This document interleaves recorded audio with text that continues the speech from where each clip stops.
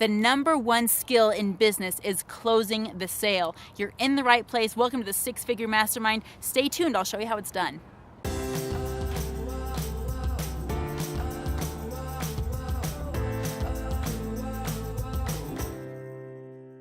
Now, hey, we got a request from one of our viewers, Sony CEC, on what does it look like to have this closing conversation, especially in terms of confidence versus pleading, agenda versus intention. I want to address that with you today. Now, Sony CEC says, hello, Marianne, got redirected from Limitless TV. I liked the begging versus confident piece during a sales conversation. I like the concepts, but it would add more value of the video if you could just demonstrate or show how it is. Pleading, begging, confident, open body, etc. Thanks. Well, Sony CEC, thanks for chiming in, thanks for subscribing, and thanks for leaving us a great question. I love making video requests for you guys. And this is a really great conversation. I'm going to walk you through a few steps of the close and walk you through exactly where we tend to put on the brakes and where if you're having any of that weird kind of energy, it's going to show up. Now, in a closing conversation, you can have an agenda or you can have an intention.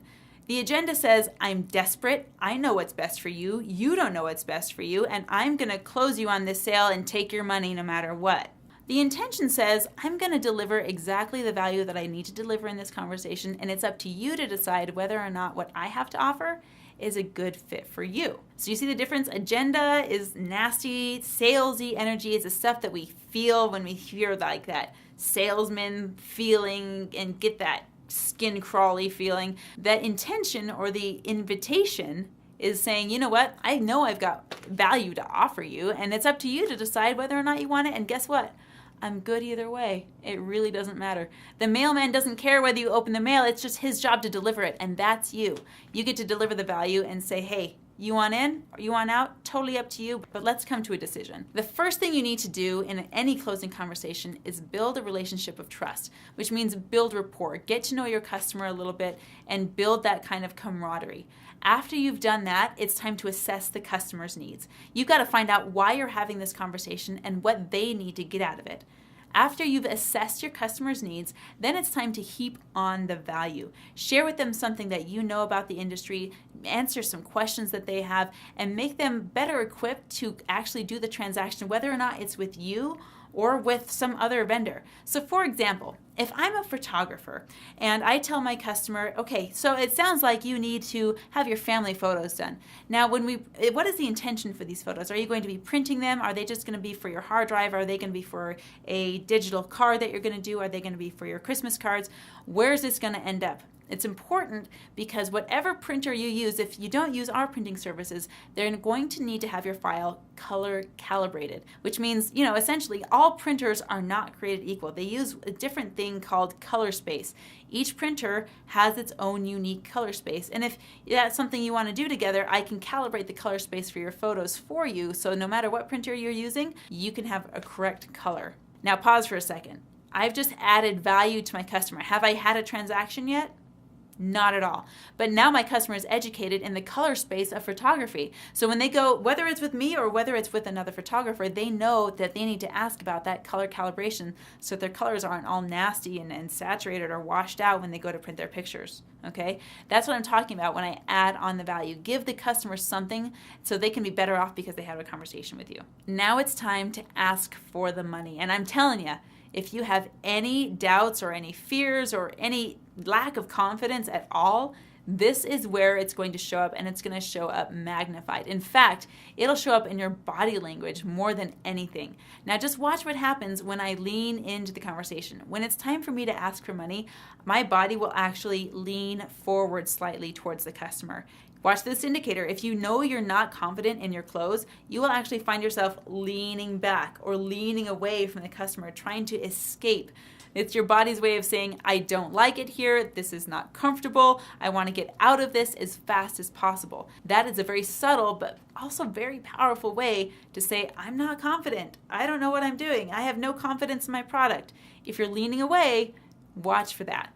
Also, watch for stuttering, okay? And this is why you need to practice the close so much. And in fact, you should be, if you're not already, practicing closing conversations with the general public. In fact, you can go on social media. I tell this to my students all the time. Go on social media, say, hey, I need help having 20 practice conversations with people. Who wants to have a practice closing session with me? Okay, I have people literally practice selling stuff to people. And if you want to be really good at sales in your business, which if you want your business to thrive, you should be good at sales, practice these closing conversations. It's going to bring confidence into your speech. It's going to bring confidence into the verbiage that you use, and it's definitely going to bring confidence when it comes time to ask for the transaction. If you find yourself kind of, stuttering and unsure and not really aware of what you're offering or how much it is, or you find yourself kind of avoiding eye contact and you're not sure, about the value of your product, and you just have this overall feeling of meh, that will show that lack of confidence that you have. You're finding yourself stuttering. You can't even explain the value of your product. You can't have confidence in your product. You don't maybe have a testimonial of your own product. So if you're not confident, that will also show up there. The begging energy, it kind of looks, imagine like a 4 or 5-year-old who wants something that they can't have it. And put that energy of that little kind of tiny tantrum into the body of a grown person. It makes the eyebrows knit together. It's very pleading. It's very almost whiny sounding in the voice. You need this, you have to have this, and it feels gross. It just feels energetically yucky, and you don't want to opt into it. There will be some times where you will close a sale with that energy, and usually, guys, it's because the person on the other end of the phone just kind of feels sorry for you, and they just want to say, okay, I'm a people pleaser, I'll do whatever you say just so you stop whining, okay? Don't go into a closing conversation with that kind of energy.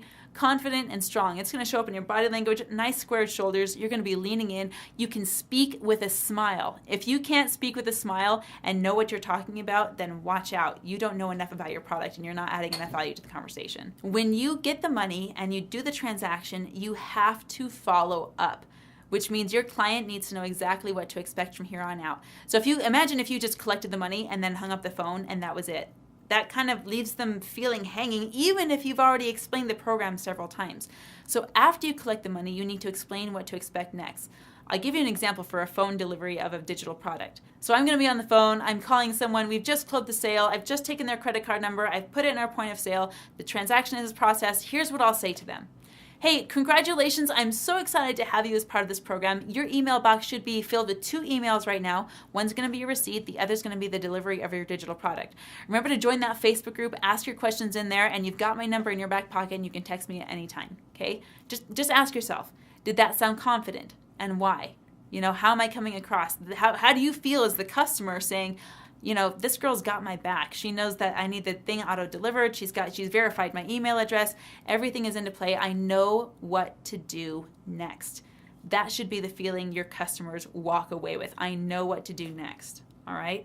So if you really want to have a really good litmus test on whether or not you're a good salesperson, here's what I'm going to ask you to do. And you may think it's dumb, you may think it's not worth your time, but guys, I did this and I would not ask you to do anything that I haven't done, okay? I want you to have a closing conversation either in the mirror or record it on a video and then go back and watch yourself. Most people will, if they record it, not go back and then watch themselves. And if they don't, they're going to be practicing the wrong stuff and really doing poorly at sales.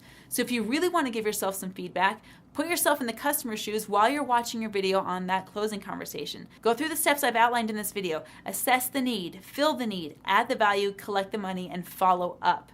Go through all of those steps and have that closing conversation recorded and watch yourself. Look at where you're showing up. That might be kind of weak sauce. And then take it to the next level and master that close.